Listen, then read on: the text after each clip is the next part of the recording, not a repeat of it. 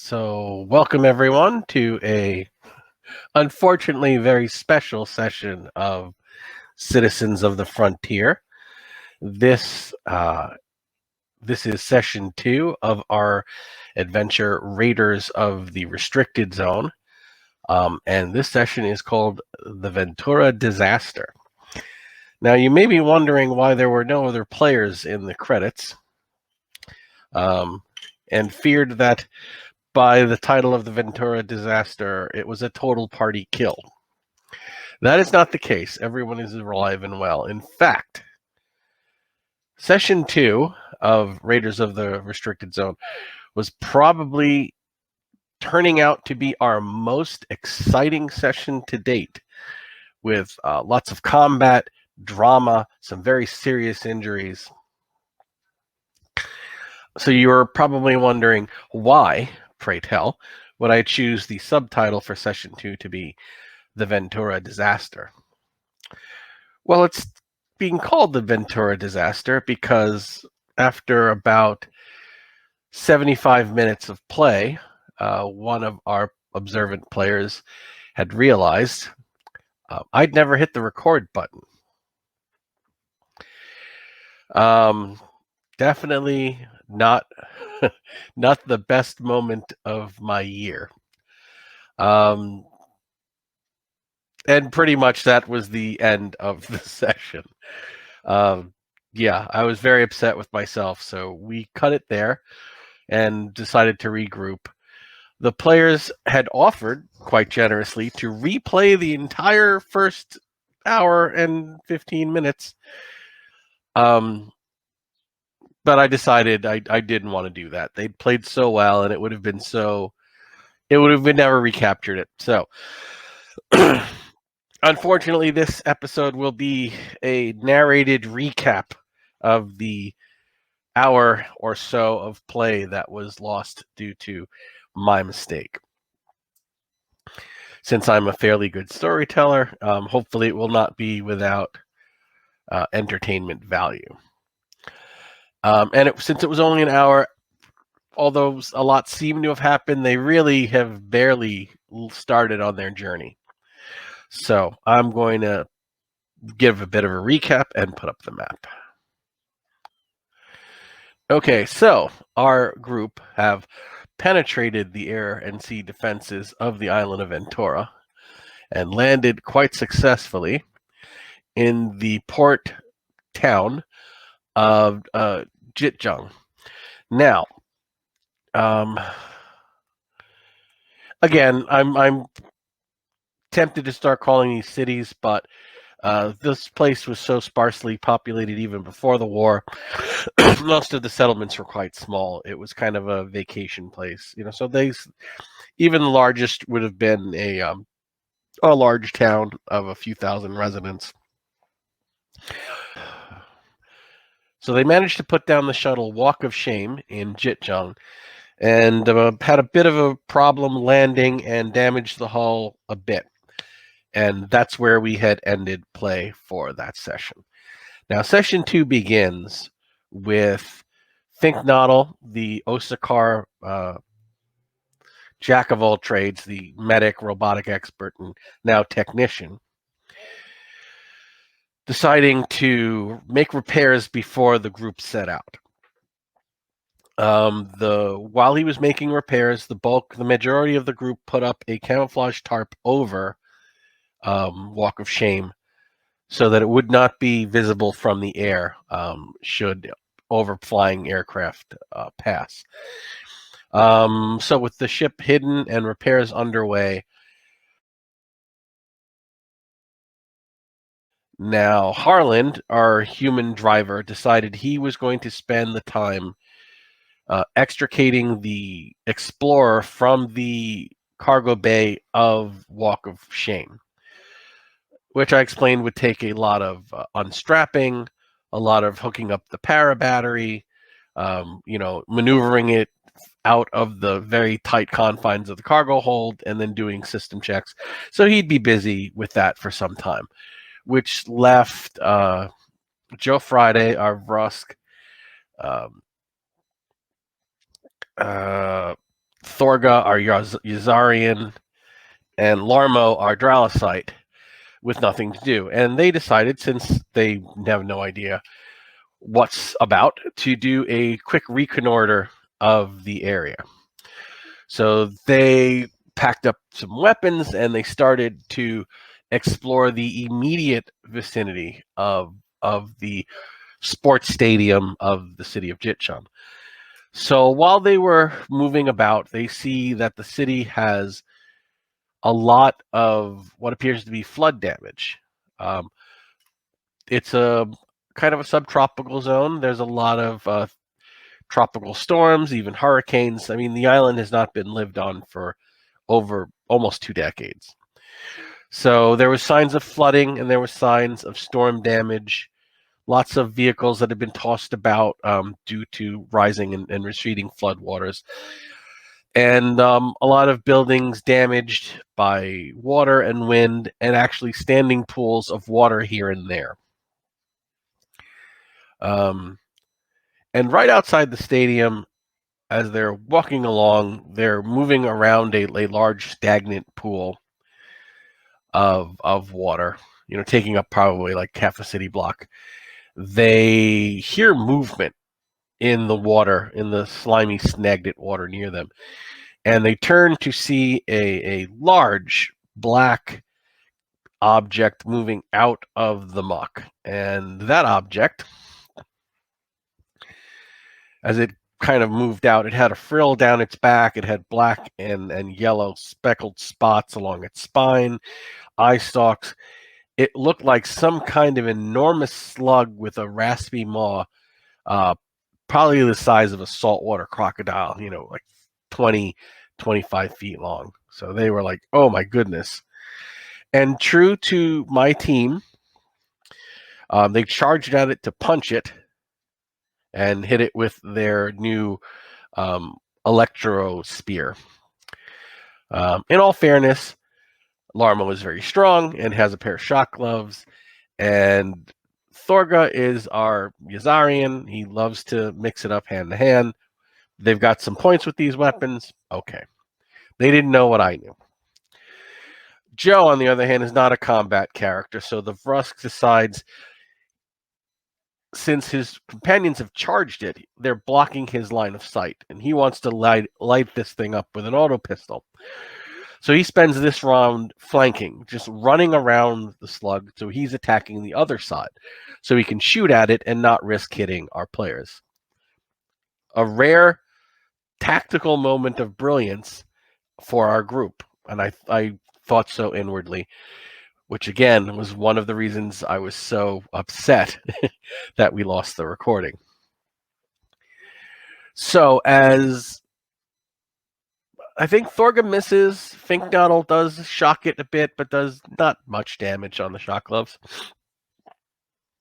And the creature's attention is drawn to this 8-legged creature running around its field of vision, trying to get to the other side of it. So suddenly it opens its maw, tracking this fast-moving creature, and lets loose with a gout of raw proton energy flame. Just lights up the whole area with raw energy and fire. At which point the players just barely, they're really almost pissing themselves.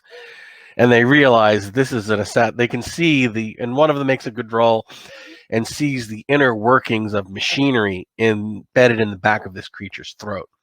And they realize, oh my god, it's a Cybo slug. It's a Sathar attack monster. Again, because this is part of the area of Solar Minor that has not been reclaimed, and there was fighting here during the war, so there are Sathar attack monsters running around in the ruins. The next round, they decide to really make things serious. I believe Thorga hits with his sword, and I think Larmo misses, or he hits. I'm not very certain. And I'm not sure. I think the Vrusk misses. I know that the Cybo Dragon does have another round of attack, and he breathes fire on the Dralocyte, doing a substantial amount of damage, at least 20 points of damage, which probably, was 40% of his total.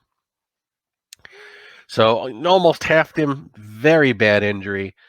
The Rust lights it up with a burst of auto fire. They hit it again, and it falls. At which point, they decide they've had enough, and they're going back into the stadium. Wisely to go back into the stadium. The people inside don't hear anything because they're welding, they're revving engines, they're doing equipment checks, they're inside a stadium, so it's kind of funneling all the sound inside. So they didn't hear, and really there was only 1 or 2 bursts of automatic gunfire, and not enough considering all the racket they were doing. So they come back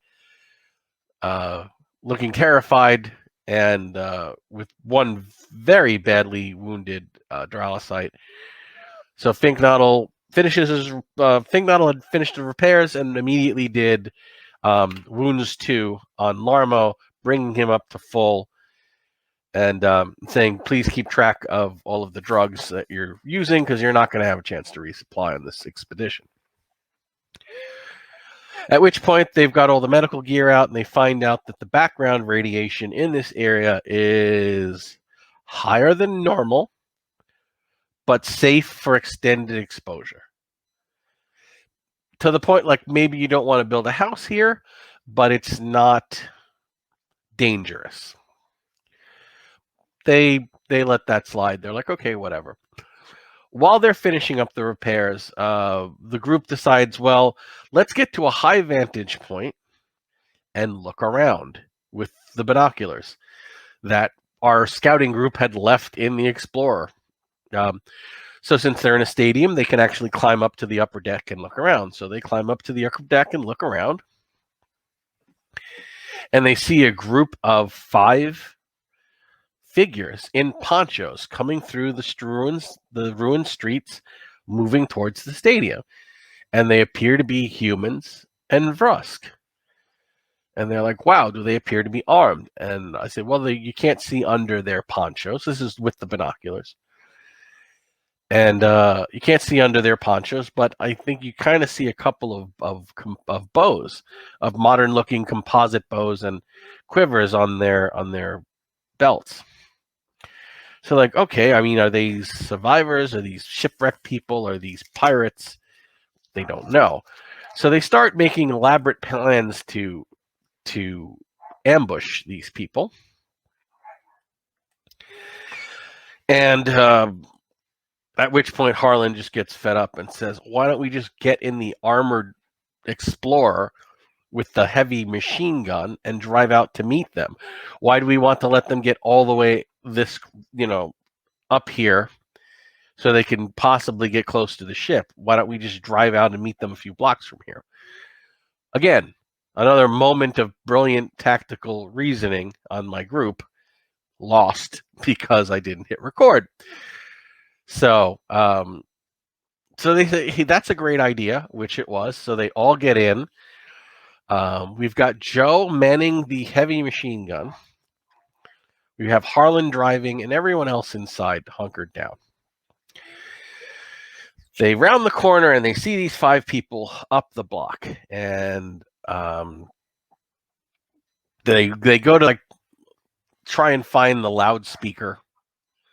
And they realize they don't have one. And like, oh, we're definitely getting a loudspeaker so that we can, speak out loudly from inside the vehicle. So they're already thinking upgrades when they keep this second-hand Explorer. And they say, all right, who are you guys? And one of them waves, and they're like, yeah, hi, who are you guys? And none of them talk. And they start walking forward. And Harlan's like, don't let him get any closer. And Joe Friday, the Vrusk on the heavy gun, cocks it, visibly, and said, I said, don't come any closer. I will open fire. I think they were starting to get nervous that they were going to, pull out a rocket launcher or some kind of a satchel pack of explosives. At which point, all 5 of these beings open up their ponchos, and they've all got old rusty model gyrojets, and they just let loose with a barrage of gyrojet pistol fire.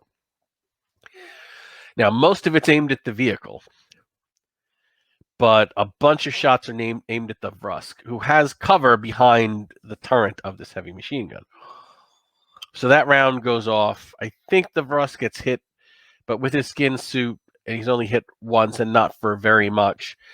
And they hear these gyrojet rounds like exploding against the hull of the Explorer. And because the Explorer has 5 coats of armor, and gyrojets only do 2 points of damage, 2d10, which on the vehicle damage table is not a lot. It's almost it is impossible to damage the Explorer with a gyrojet pistol round. At this point, the group responds, and Joe Friday opens up with the heavy machine gun and is overjoyed to realize it's even heavier than normal machine gun because it's a vehicle-mounted machine gun doing 15 d10 points of damage. So he rakes 3 people. Harlan guns the engine and runs over 2. These people are scattered. They all start firing at the Vrusk gunner, who's the only target they have. The Vrusk gunner returns fire. Harlan again tries to run over people. One person dives out of the way. One person's hit. He's very badly injured. Let me rewind a bit. As these people throw off their ponchos, they see that they are gaunt and skeletal and fused with robotic parts, including a large dome on the top of their head with some kind of squiggly-looking yellowish tissue wired in. And it turns out that these are, in fact, Sathar slave bots who have been wandering around looking for targets for 2 decades. So, Joe opens up with the heavy machine gun again, putting down a couple. There's, I think, 2 or 3 left. They take this round to flee, heading for a large pile of debris, so that they would slip down, hoping the Explorer wouldn't follow them over the steep incline and come crashing down on what's on, no idea what's on the other side of this incline, and basically get some cover and get away. They realize they can't. The weapons they have are no match for the heavy vehicle. At which point, the crew inside dismounts Finknottle with a shotgun, and he puts down one of the fleeing Sathar slave bots. Larmo fires his electro stunner, and I believe Thorga opens up with his auto rifle, and that's all she wrote. They dispatched this small band of slave bots who came to investigate what the shooting was, possibly the sound of the shuttle landing somewhere in this area. They finish their battle with the slave bots, pick their way through the flooded ruins of Jitjan, and they do manage to hit the open road. They manage to travel 20 kilometers. The first 40 kilometers, the first appears to be uneventful. The second bit of this leg of this journey, and they figured out that this was going to take like 5 or 6 hours. So they were hoping to get to Yalang before dark. At this, there was something unusual. Well, at this point, there was a bit of overgrown road, some logs, and some debris kind of all over the road. They could spend some time clearing it, or Harlan could make a drive auto roll, a ground vehicle roll to see if he could maneuver this, warthog-like Explorer over these fallen logs and debris and bits of washed out road. And he decided to go for it. He's got good points in it. And they managed to kind of clear this area of road. Now, they were about to start on this leg, where there is actually something unusual. You see, I've made up a table of what'll happen every hex. And it's a 1d10 table, and some of these things are going to be wild animals, and some are going to be, messed up road. Some are going to be uneventful, and just they'll, make good time. Anyway, that will be on the Patreon, the table itself, and the stats for the 2 Sathar attack monsters. Anyway, so there was something in this hex, and before I could get to it, one of my players says, "Hey, did you hit record?" Whereupon my brain just shut off. And they did everything they could to save me, but I was in a downward mental spiral, and that was it. I was,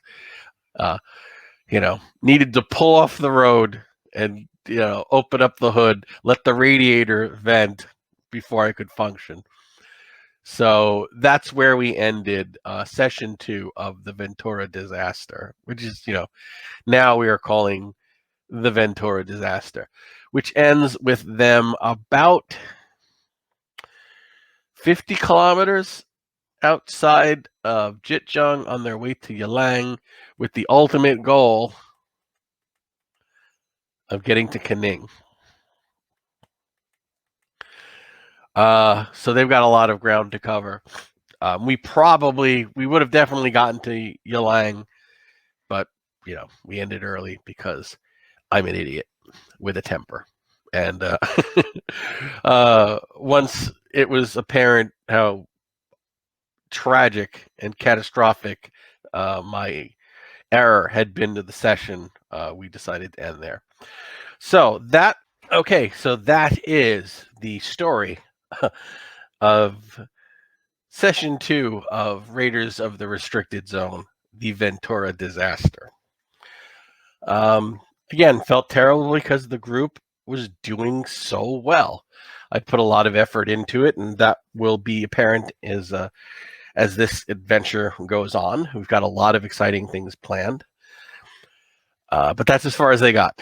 And we're going to be taking a bit of a break because the next Saturday we were scheduled to play is Mother's Day weekend.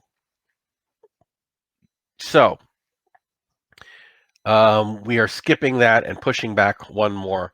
So we won't be playing for 3 weeks. But I will try and keep the patrons entertained with some extra content. So they'll have a bit of a sneak preview of some of the many, many dangerous and I hope interesting things that will be in store for our group. And that's where we are. So, all right. So if you want to be part of the adventure, check out our Patreon, where you'll see lots of maps and content. We've got the map up already. I'll be posting the stats for the Cybo Slug and the Sathar slave bots. And, in the next few weeks, I'll be posting little bits of, some things I've got in store. I've designed a few native alien creatures and, other things happening. So I'd like to thank our patrons, Jim Berrier, Fred Kauber, and Andrew Moore. We have a third patron. So Andrew, thank you for joining and supporting the channel. I'm absolutely heartbroken that your first show that you're helping to sponsor is the Ventura disaster, and you have my deepest apologies. We will make it up to you, Andrew. So, Star Frontiers is alive and well with Frontier Explorer magazine. It's a free-to-download, pay-what-you-will fanzine filled with great articles by talented and enthusiastic Star Frontier fans. If you want to get physical copies, you can order them through DrivethruRPG, although they are currently a few issues behind. But that should be coming along soon. And that's about it. Yeah. So again, to the people who have supported us, I'm sorry. This one's on me. Thanks for watching. If you've liked what you've seen, and I can't imagine that you did, please hit like. And if you want to know more, especially when our next regular full session is, subscribe to the channel if you're so inclined. And that's it. So thank you. Stay safe. Get your shots so we can all get back to normal. We need herd immunity, and we're still a few percentage points nationally away from that. So let's be smart people and get past this. Stay safe, and we'll see you next time.